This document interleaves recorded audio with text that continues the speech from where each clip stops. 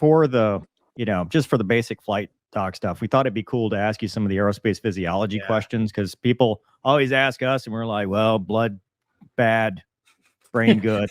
That's you got it. There you go. You don't need me. So from the medical side, what happens when we're out there pulling G's?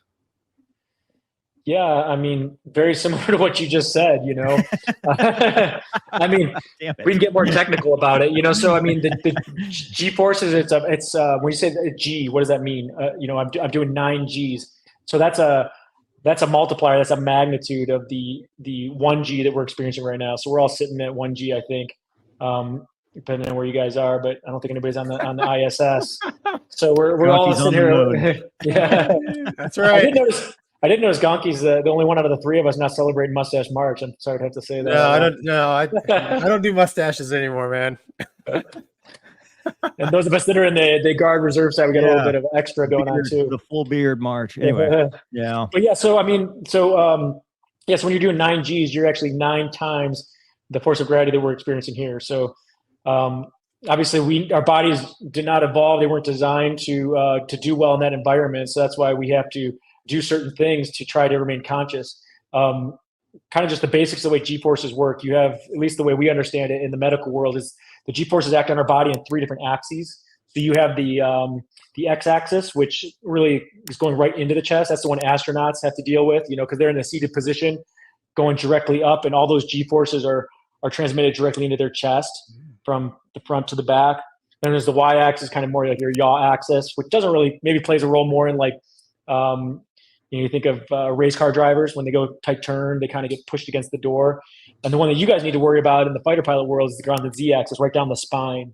And that's the most important one, though, because all of our blood vessels actually kind of move in that direction from the cranium down to the toes. And so when those G forces increase, that blood is actually getting heavier, and it's really challenging to keep it up to the cranium so you may remain conscious. And that's where the G suit comes in and the anti-G straining maneuver. Yeah. So do astronauts have to worry about blacking out? Dumb question. They do, but the G tolerance is much higher in that direction in the X-axis. If you think about it, because it's displacing most of the blood. I mean, the heart does start to struggle a little bit when all the blood is pooling in the back of the heart, right? But the backside of the brain gets engorged as well. So actually, the visual cortex, the part of the brain that does the vision and balance, are in the back part. And so that engorgement can cause some issues with those senses. But generally, your G tolerance is much stronger in that direction versus in that Z axis. No kidding. Yeah. Sorry, go ahead, dude. So I guess, G suits, right? G suits inflate. I'm old school. I flew with the old G suit that was not that great. Have you flown with the ATAGs?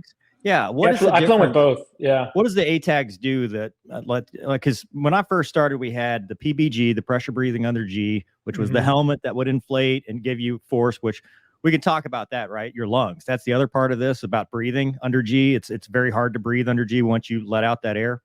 Yeah. There's kind of the 2 components. So there's the keeping the brain perfused. We call that the cerebral perfusion. And then there's the breathing component. Yeah. Because that pressure on the lungs, especially if you get behind it and you don't start off with full lungs, it's going to be really hard to inhale. And the lungs, if you ever look at lungs, like when we do our anatomy class, the lung is just such fine little fibers, in film, between those little air sacs, tiny little balloons, just, hundreds of thousands, if not millions of them. And if it's already compressed and tight because of the gravity, you're not going to be able to open them up. That's why you kind of learn before the G's come on, you take that deep breath and then you close the glottis, where you just close it so it doesn't all escape. And you do those very sharp exhale inhales. And part of what you're doing is you're taking a breath and oxygenating, but the other part is you're releasing that tremendous amount of pressure on your chest long enough to let that actually heart beat, because the heart has so much pressure on it. That release of pressure lets it actually get a beat in and allow that the perfusion to continue. And then the other thing that the G suit's doing that you mentioned is it's squeezing the lower part of the body, which is less important, your legs and your lower abdomen, and trying to displace the rest of that blood away from those areas and into the more important areas, which is your chest and your cranium. And then that's why you're also, contracting those muscles, squeezing the butt cheeks, squeezing those big quads, calves, and just trying to keep the blood out of those areas and keep it into the brain so you don't go cold there. Yeah, and for the record, I made fun of the Rafal guy because he made a G strain that sounded like ah, and I'm telling you right now, no Great, fighter dude. pilot. Great. I'm just wondering. Look, when you do the air exchange, there should be no moaning. There should be. It should just be a right. Yeah, I mean, not only does it make you sound silly, but it's not an effective G Thank you. strain, not an effective Thank you. anti-G strain Thank you. maneuver. Yeah. Thank you. Yeah. Gonky, you had a question. Sorry, Is there any truth to different body types being more resistant to G forces? Like we always used to be like, so and so Women. is 5 feet tall, smokes like a yeah. train. ladies. He can take 20 G's. You know, is there any truth to any of that?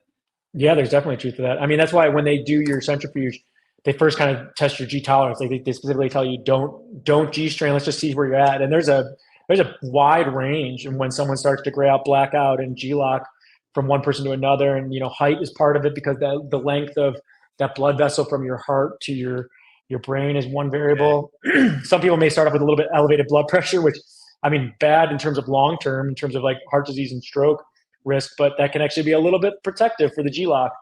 And so there's a variety of things that actually go into it. Yeah. So wow. Yeah, it's interesting. What's the ATAGs do? Why is that so much better, or is it that much better? I never flew with it, so.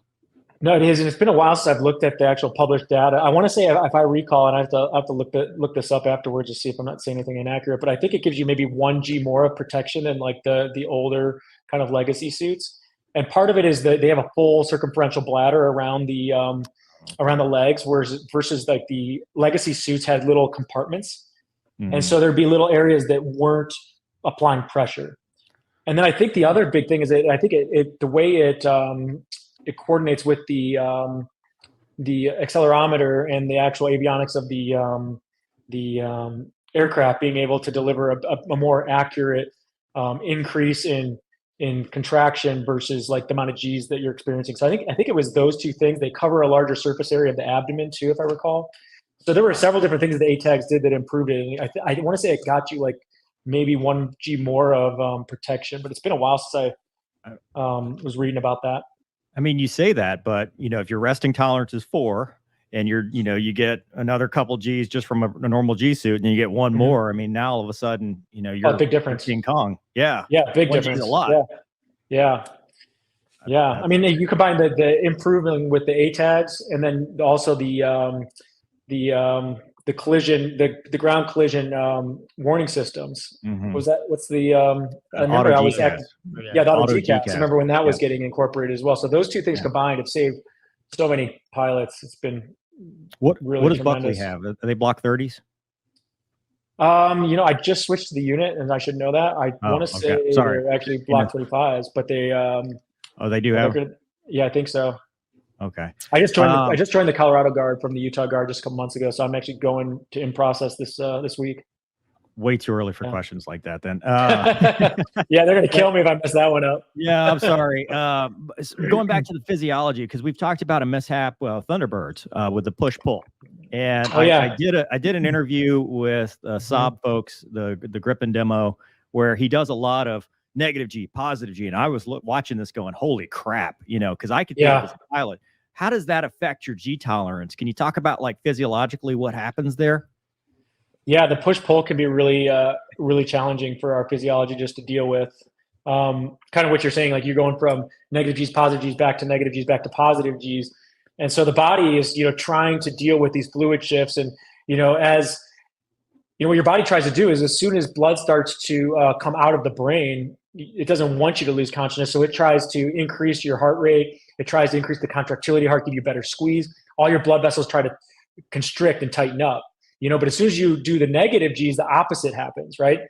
And so if you have the opposite thing happening in your body, and all of a sudden your body's trying to deal with, blood actually flowing and congesting the brain and trying to stop that, and now all the blood vessels are opened up, and then you go all of a sudden turn like positive G's back on, and you've lost that kind of compensatory mechanism, so you can't compensate, and all of a sudden your G tolerance is just tanked. And we see a lot of mishaps right in that scenario. And I know you guys are trained to that, right?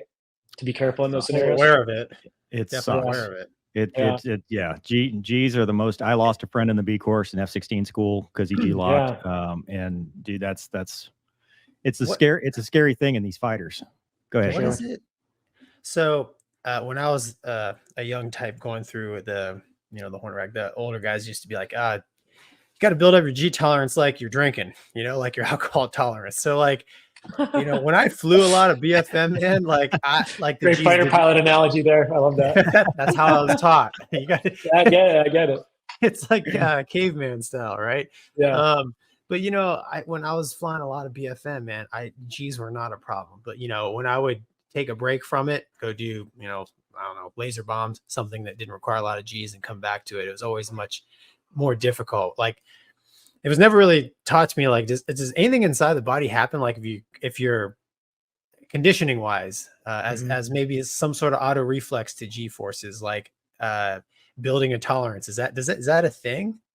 Yeah, I think it almost is certainly a thing. I mean, there's all kinds of like small little like modifications your body's making anytime you're being exposed to stress, right? I mean, that's the whole point of exercise. We're stressing our body in a kind of like very intentional way to get a certain result, and so.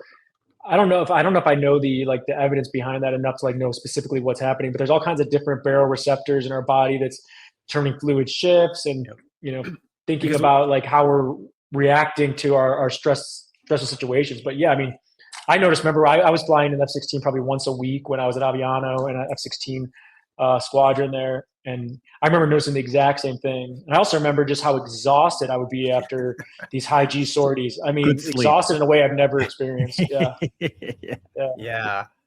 I mean, they used to. I mean, I used to teach students too. We go out and do a G warm, and that was kind of like your measure for the day.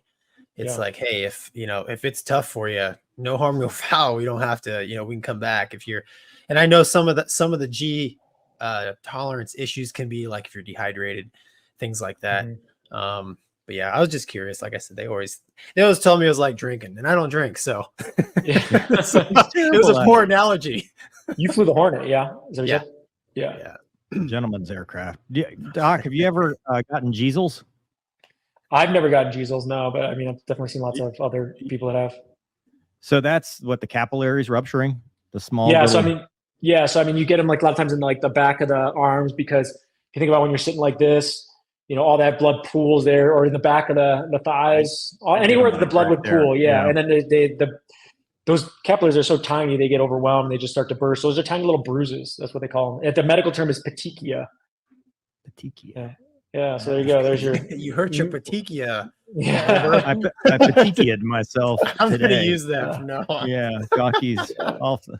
At the least, your guys' vocabulary is going to be much higher after today. Not with any words you care about, but this is.